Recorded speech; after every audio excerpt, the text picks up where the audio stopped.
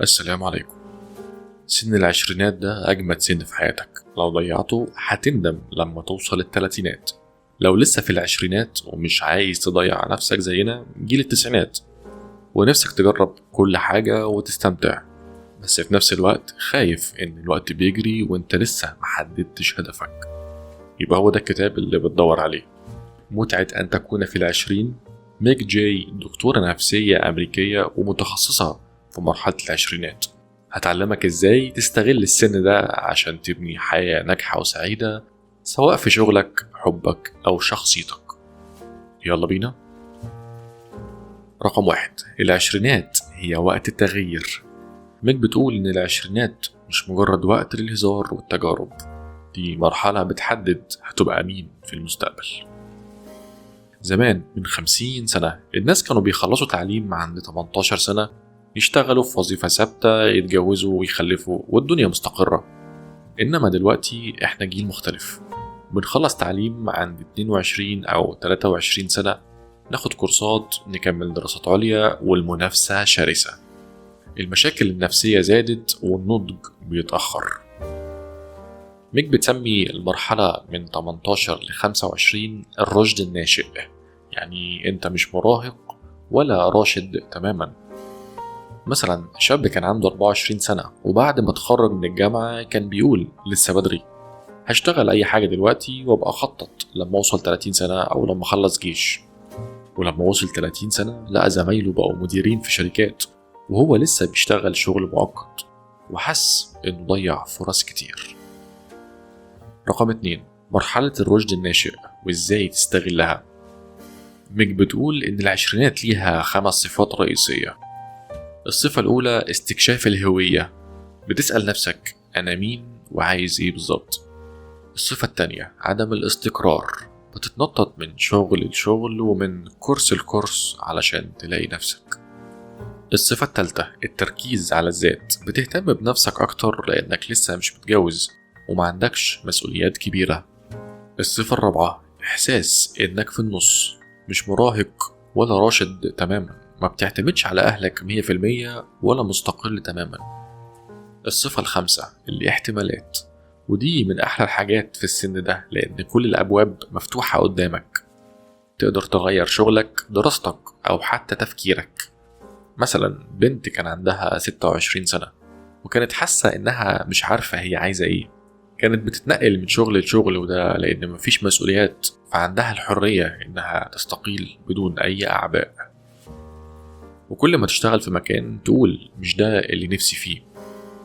ميجي نصيحتها تستغل الصفات والاحتمالات وتشوف هي بتحب ايه وتقدر تبدع في ايه، وتبدأ تاخد في الشيء ده كورسات اونلاين، وبعد الكورسات ممكن تنزل تدريب في اي شركة بالمجان. وبالفعل البنت اختارت مجال كتابة المقالات وبدأت تكتب مقالات على الانترنت، وبعد سنة لقيت شركة مهتمة بكتابتها وبقت كاتبة محتوى ناجحة ومشهورة. رقم 3، المحاور الرئيسية، شغلك، حبك، وشخصيتك. المحور الأول الشغل، ابدأ دلوقتي وكون شبكة علاقات.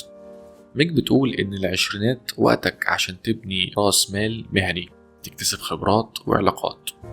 ما تستناش الوظيفة المثالية.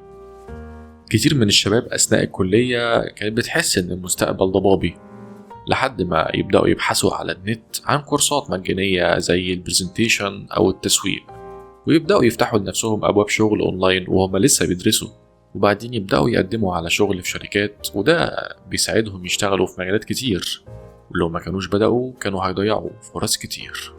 ميك بتقول ابدأ بأي شغل وكبر خبرتك تدريجيا، حتى لو أثناء الشغل ده عرفت إن مش هو ده اللي انت عايزه، هتقدر تاخد كورسات في حاجة تانية أثناء الشغل وبعدين تعمل شيفت للكارير.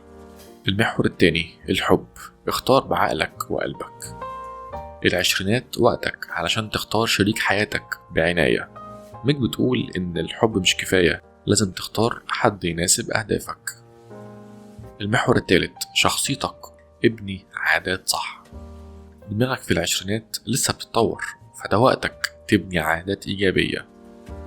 ميك بتقول ابدأ روتين صحي زي القراية أو الرياضة. لو دايما بتأجل تعلم المهارات الجديدة وبتقول لسه بدري، عايزك بس تجرب تبدأ تقرأ 10 صفحات يوميا وامشي نص ساعة، وهتلاحظ إنك بقيت أكتر تنظيما، وهتبدأ تتعلم حاجات جديدة زي التسويق الإلكتروني مثلا، وده هيساعدك تلاقي شغل أحسن. النقد: التأجيل بيضيع العشرينات. ميك بتنتقد إننا بنقول لسه بدري ونضيع وقتنا. أنا نفسي دلوقتي 30 سنة وبحس بالندم لأني ما استغلتش العشرينات كويس.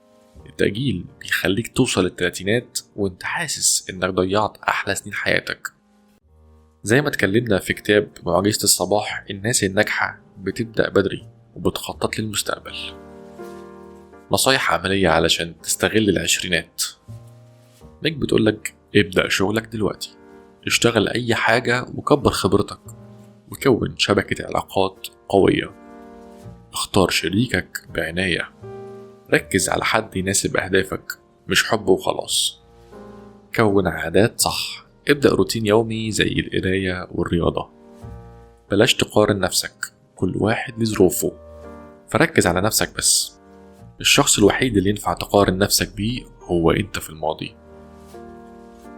استمتع بكل لحظة، الحياة قصيرة فما تاخدهاش جد قوي.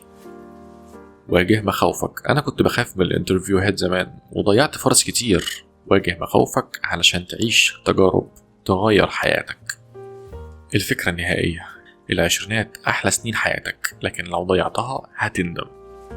التأجيل شيء مدمر، بيخليك تحس إنك فهمت متأخر.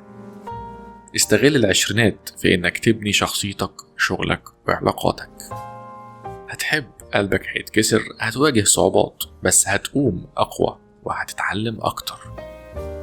التجارب دي هي اللي هتعمل منك النسخة الأحسن. قولنا في الكومنتات لو انت في العشرينات دلوقتي ايه اكتر نصيحة هتطبقها، ولو وصلت التلاتينات ايه اكتر حاجة ندمان انك ما استغلتهاش في العشرينات، وايه اكتر حاجة فادتك في العشرينات وخلتك قادر تواجه التحديات في التلاتينات. كان معاكم محمد إيراني. وطبعا لو عجبك الملخص ده ما تنساش تشترك في القناة وتدوس لايك، وخليك معانا للآخر علشان ننصحك بكتب تانية زي الكتاب ده.